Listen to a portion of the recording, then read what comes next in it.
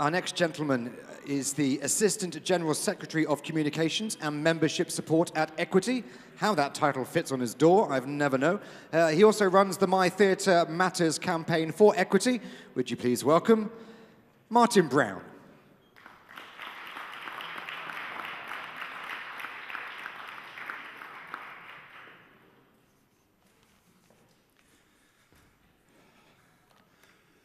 Thank you very much.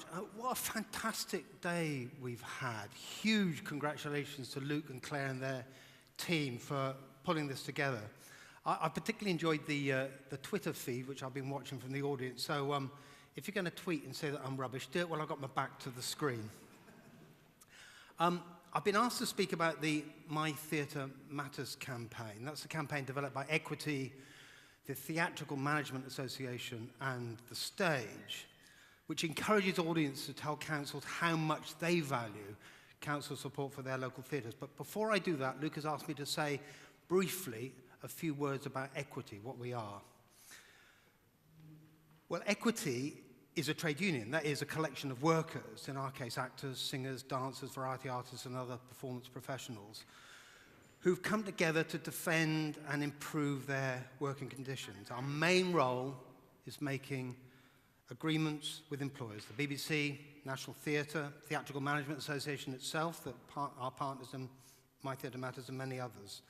And from this come the contracts on which our members, over 40,000 of them, and others who choose not to be members, work. Equity negotiates the minimum fees. The actors' agents hope to negotiate a fee above the minimum. How do you join? You submit professional experience, evidence of professional experience, pay your fee. Current fee at the minimum is 116 quid a year, which I think is pretty cheap. That's not even a pint a week, even at Bath prices, is it? If you're lucky enough to be earning a lot in the business, you can pay up to £2,328 a year, and quite a lot of performers do that.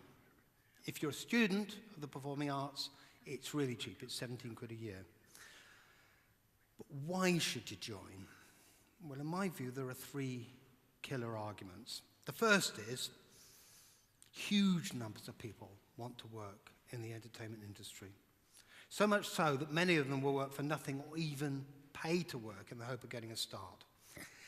That competition between workers hands the employers a massive advantage. An unscrupulous employer can exploit that competition to push down wages, push down conditions. It's only Equity that stands in the way of that competition by negotiating minimum standards with the employers. The second killer reason is that individual workers in the entertainment industry, actors, are very vulnerable. If something goes wrong for you, who's going to pick up the pieces? If something goes wrong, like somebody doesn't pay you, you fall off stage and you break a bone, who's going to help you out? If you're in Equity, your union will. We spend hundreds of thousands of pounds a year taking legal cases on behalf of members to make sure that they get what they deserve. Thirdly, it gives you a voice. It gives you a voice about your industry, a voice about how you're treated at work, a voice about how the arts are funded, a voice about how your industry operates. And if those three reasons are not enough, then finally your Equity card says something about you. It says you're a professional. And I think it's about how you see yourself, how you value yourself, and how others see you. In my view, your Equity card in your wallet is one of the most important bits of your toolkit as professionals. That's enough of the commercial. Now down to My Theatre Matters. Local councils are facing massive cuts in central government funding. My own council, Hackney in East London, has taken the biggest hit, £266 per head per year in cuts. Even tiny North Dorset down the road is having to suffer with a cut of £2.70 per head. Is it a coincidence of the 50 councils with the biggest cuts, all of them are Labour, and the 50 councils with the smallest cuts, most of them are Tory? I don't know. You'll make up your mind about that. But the cuts are truly savage. So what do these cuts mean for local government services?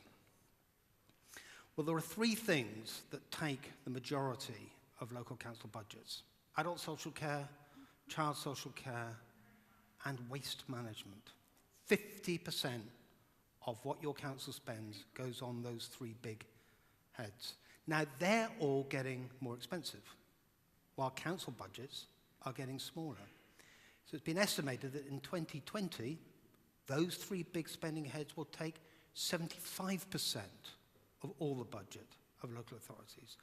That leaves 25%, a much reduced amount of money, to go around everything else, including the arts. And one thing about the arts is they don't have to do it.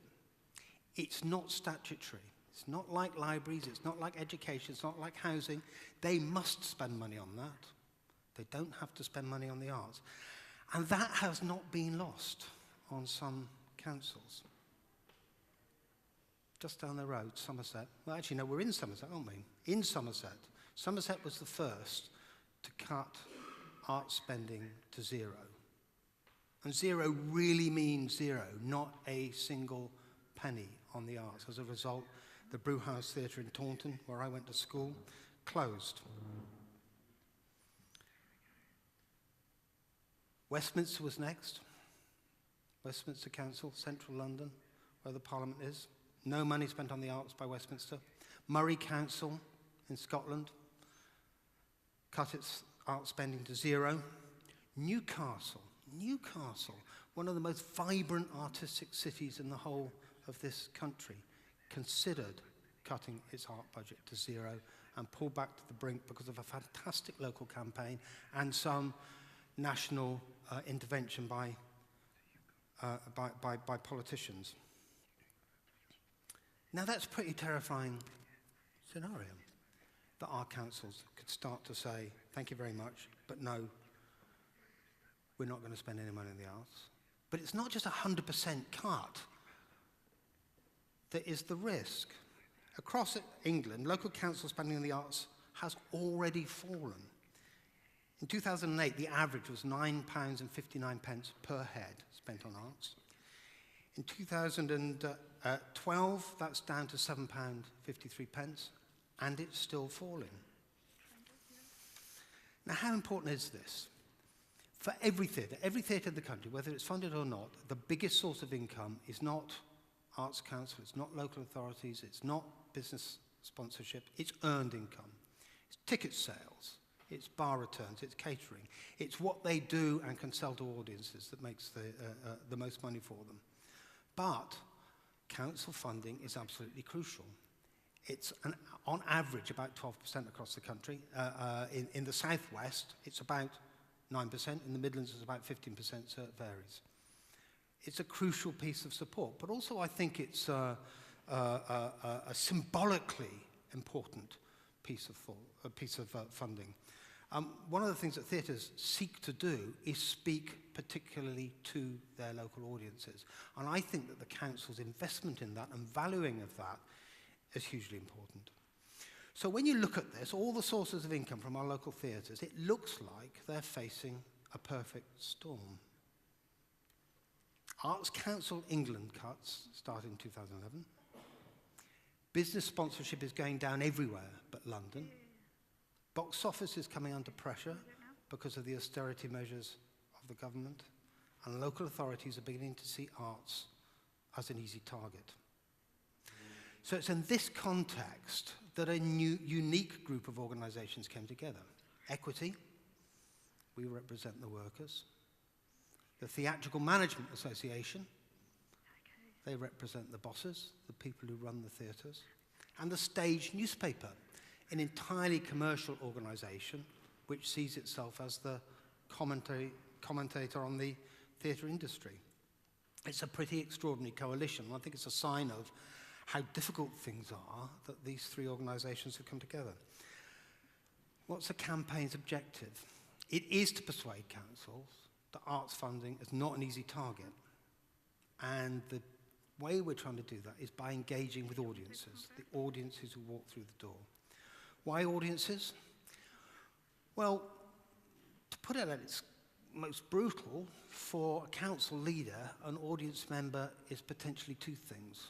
One, a council taxpayer, and the second, a voter. And if we can persuade council leaders that audiences value their theatre enough to potentially withhold their vote, then we might actually start getting some traction. But I don't think there's any council leader out there who actually wants to cut the arts. I don't think even in Somerset, I mean, I wouldn't call them Philistines. I don't think that they actually wanted to cut the arts. I just think that they thought they could and get away with it, and indeed that's what they did. What we want audiences to talk to council leader about is to engage with that feeling of local pride about what having a theatre in your community does, how it makes it a better place to live, how it engages people, how it entertains people, how it educates people. Even people who don't go to the theatre like having a theatre in their town. And I think councillors know that. And so the campaign is a very soft-focused campaign. It's not a finger-pointing campaign. It's not saying, you Philistines don't cut us. It's saying, we know that you feel pride in your local theatre. We, your audience, feel pride in our local theatre. Let's together do what we can to keep it going. It's quite a tough message to get across to an audience member. I mean, I've been in the arts through equity for many decades, and so that whole pattern of theatre funding, that sort of patchwork of money that theatres have to put together to keep going, it's all in there. But if you've paid to go to see your panto, you paid to go and see your show with your kids, most people won't know. They won't know whether their local theatre is funded by the Arts Council. They won't know. They'll go to the Theatre Royal. They won't know that that's not funded. They'll go to the Old Vic. They won't know that that is funded. So it's quite a big lot of information to get across. So all we're trying to do with audiences is say, it is important that your council supports your theatre. If you agree, if you think your theatre matters, make that known. And we also need to tell council leaders that spending on the arts is not part of the problem. I mean, they are facing a really, really difficult future. I mean, I have great respect for people such as the councillor who was here earlier on speaking. They're facing enormously difficult choices on spending priorities. And we need to tell them the arts is not part of the problem, that cutting the arts is not part of the solution. In Newcastle, that fantastic place where the arts scene is really vibrant, a consortium of arts organisations over the past 4 years have commissioned a piece of research, professional research done by a consultancy called ERS Research and Consultancy, to try and gauge what it is the arts does for a local economy. What do you get for the taxpayers' money that you're putting in? What do you get for the council tax money that you're putting in? So the Northern Stage, Baltic Centre, Theatre Royal, Tyneside Cinema, and about 6 other organisations have now got this 4-year piece of research, year on year, which demonstrates beyond any doubt that local money going into arts organisations repays itself many times over in the amount of economic activity it generates. Transport, catering, pubs. They know that their city centres run the risk of becoming ghost towns without entertainment there. So what My Theatre Matters is trying to say is it's not a choice between social care and the arts. That's a false choice. We want social care and we want the arts. And we believe that the economic case is there to argue for it. It's that campaigns about local citizens, audience members, joining together with their councils to celebrate the joy that performing arts brings.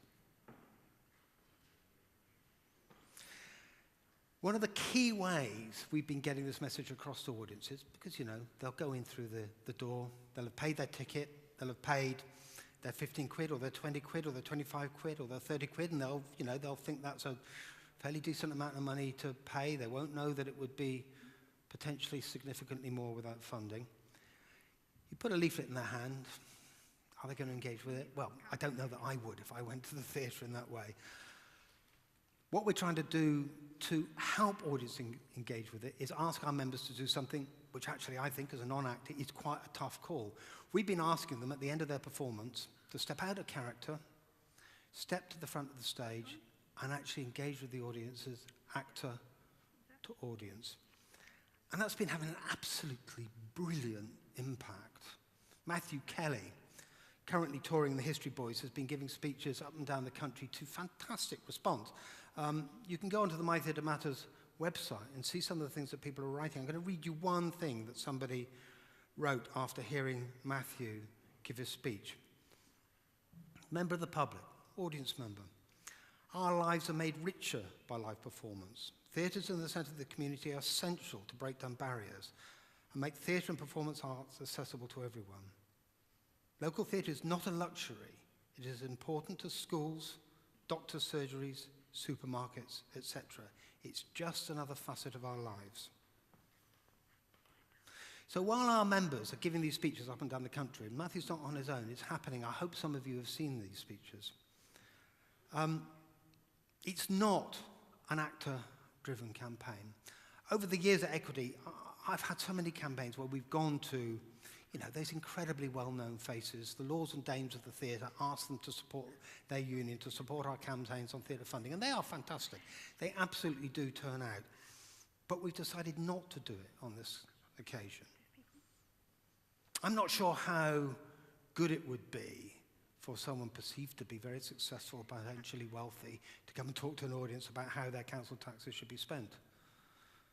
Also, I never want to see another Daily Mail headline about whinging lovies and arts funding.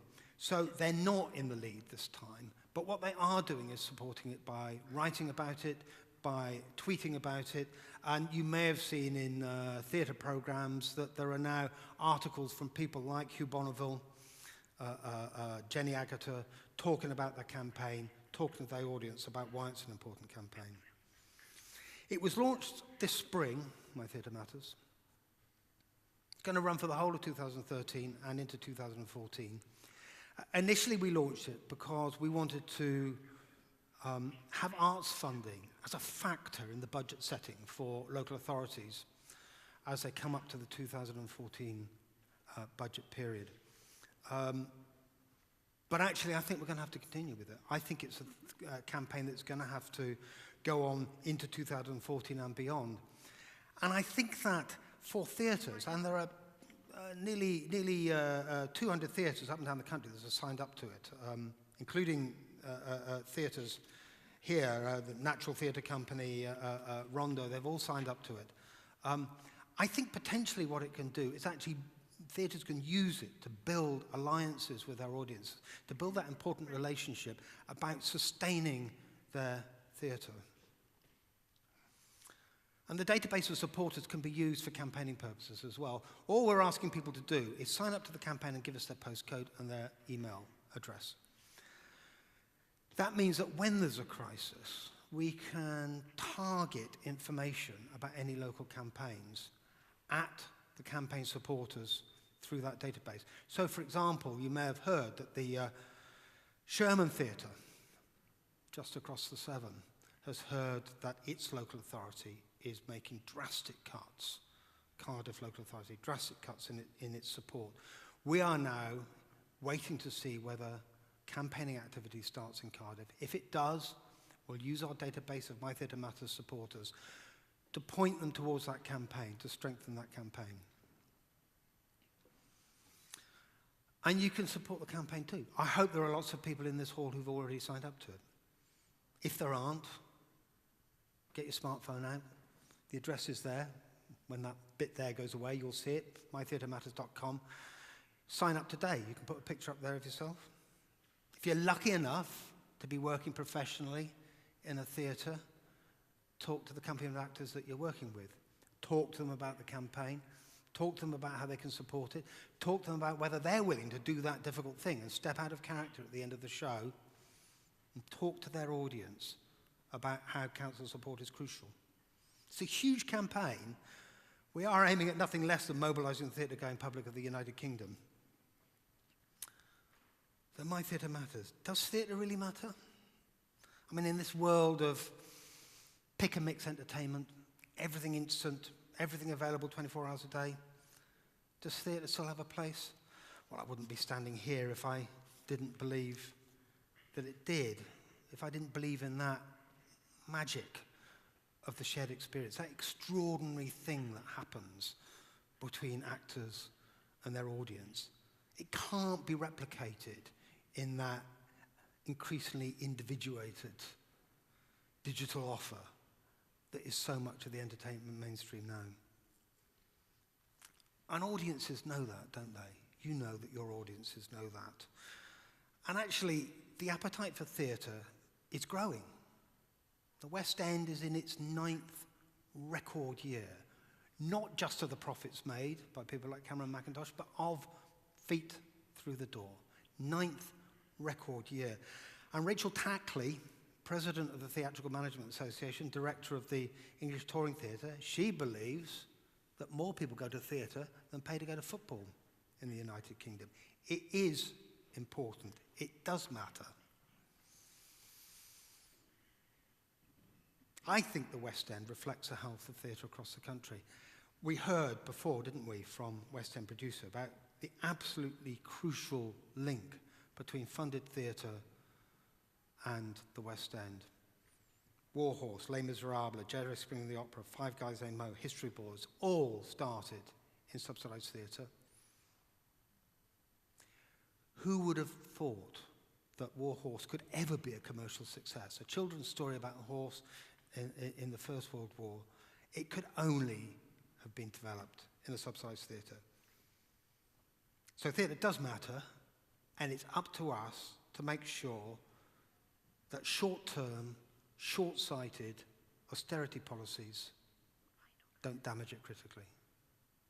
Thank you.